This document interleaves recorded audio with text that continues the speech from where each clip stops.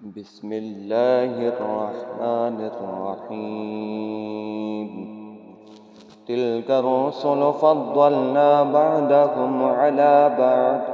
منهم من كلم الله ورفع بعضهم درجات، وآتينا عيسى ابن مريم البينات وأيدناه بروح القدس، ولو شاء الله ما اقتتل الذين من بعدهم من بعد ما جاءتهم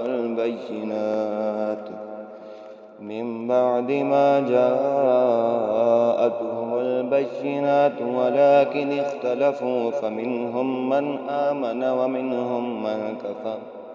ولو شاء الله ما اقتتلوا ولكن الله يفعل ما يريد. يا أيها الذين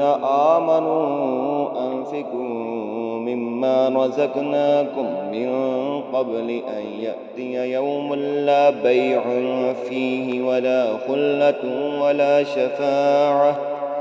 والكافرون هم الظالمون. الله لا إله إلا هو الحي القيوم،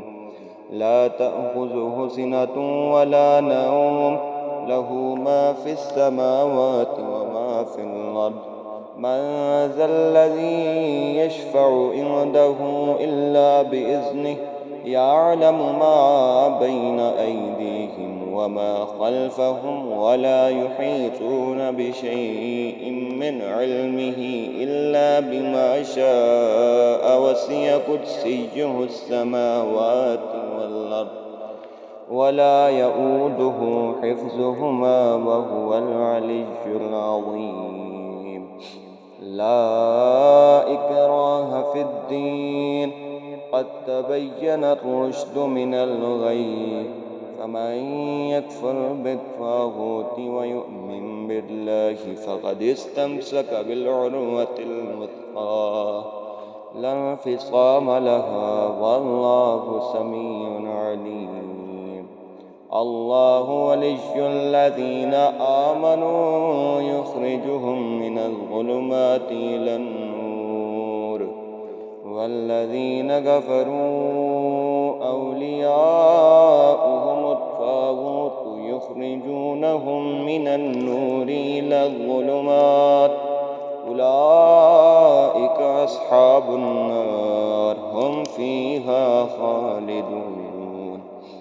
ألم تر إلى الذي حاج إبراهيم في ربه أن آتاه الله الملك،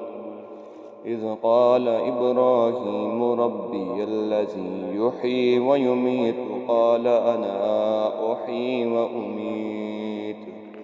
قال إبراهيم فإن الله يأتي بالشمس من المشرق فأت بها من المغرب، فبهت الذي كفر، والله لا يهدي القوم الظالمين. أو كالذي مر على قرية وهي خاوية على عروشها، قال أنى يحيي هذه الله بعد موتها، فماته الله 100 عام ثم بعثه، قال كم لبثت؟ قال لبثت يوما أو بعد يوم، قال بل لبثت 100 عام، فانظر إلى طعامك وشرابك لم يتسنه، وانظر إلى حمارك ولنجعلك آية للناس، وانظر إلى العظام كيف ننشزها ثم نكسوها لحما، فلما تبين له قال أعلم أن الله على كل شيء قدير. وإذ قال إبراهيم رب أرني كيف تحيي الموتى، قال أولم تؤمن قال بلى ولكن ليطمئن قلبي قال فخذ أربعة من الطير فصرهن إليك ثم اجعل على كل جبل منهن جزءا ثم ادعوهن يأتينك سعيا واعلم أن الله عزيز حكيم مثل الذين ينفقون أموالهم في سبيل الله كمثل حبة أنبتت 7 سنابل في كل سنبلة 100 حبة والله يضاعف لمن يشاء والله واسع عليم الذين ينفقون أموالهم في سبيل الله ثم لا يتبعون ما أنفقوا منا ولا أذى لهم أجرهم عند ربهم ولا خوف عليهم ولا هم يحزنون قول معروف ومغفرة خير من صدقة يتبعها أذى والله غني حليم يا أيها الذين آمنوا لا تبطلوا صدقاتكم بالمن والأذى كالذي ينفق ماله رئاء الناس ولا يؤمن بالله واليوم الآخر فمثله كمثل صفوان عليه تراب فأصابه وابل فتركه صلدا لا يقدرون على شيء مما كسبوا والله لا يهدي القوم الكافرين ومثل الذين ينفقون أموالهم ابتغاء مرضات الله وتثبيتا من أنفسهم كمثل جنة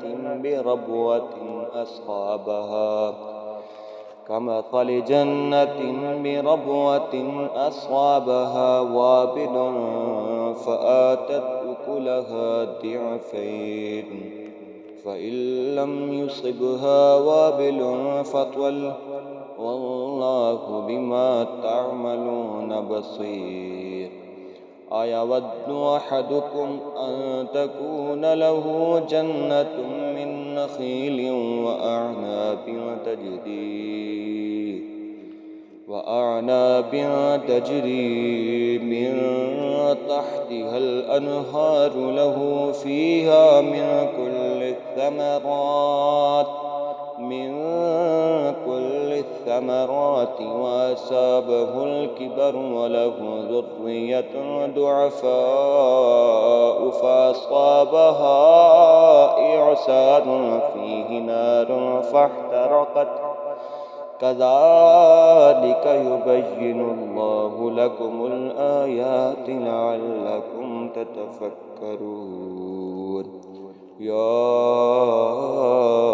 أيها الذين آمنوا أنفقوا من طيبات ما كسبتم ومما أخرجنا لكم من الأرض ولا تيمموا الخبيث منه تنفقون ولستم بآخذيه إلا أن تغمضوا فيه واعلموا أن الله غني حميد الشيطان يعدكم الفقر ويأمركم بالفحشاء والله يعدكم مغفرة منه وفضلا والله واسع عليم يؤتي الحكمة من يشاء ومن يؤت الحكمة فقد أوتي خيرا كثيرا وما يذكر إلا أولو الألباب وما أنفقتم من نفقة أو نذرتم من نذر فإن الله يعلمه وما للظالمين من أنصار إن تبدوا الصدقات فنعم هي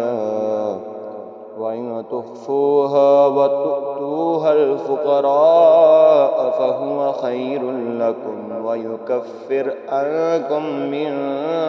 سيئاتكم والله بما تعملون خبير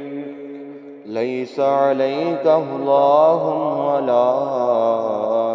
الله يهدي من يشاء وما تنفقوا من خير فلأنفسكم وما تنفقون إلا ابتغاء وجه الله وما تنفقوا من خير يوفى إليكم وأنتم لا تظلمون للفقراء الذين أحصروا في سبيل الله لا يستطيعون ضربا في الأرض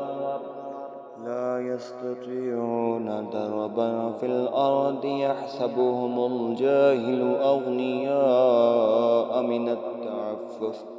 تعرفهم بسيماهم لا يسألون الناس إلحافا وما تنفقوا من خير فإن الله به عليم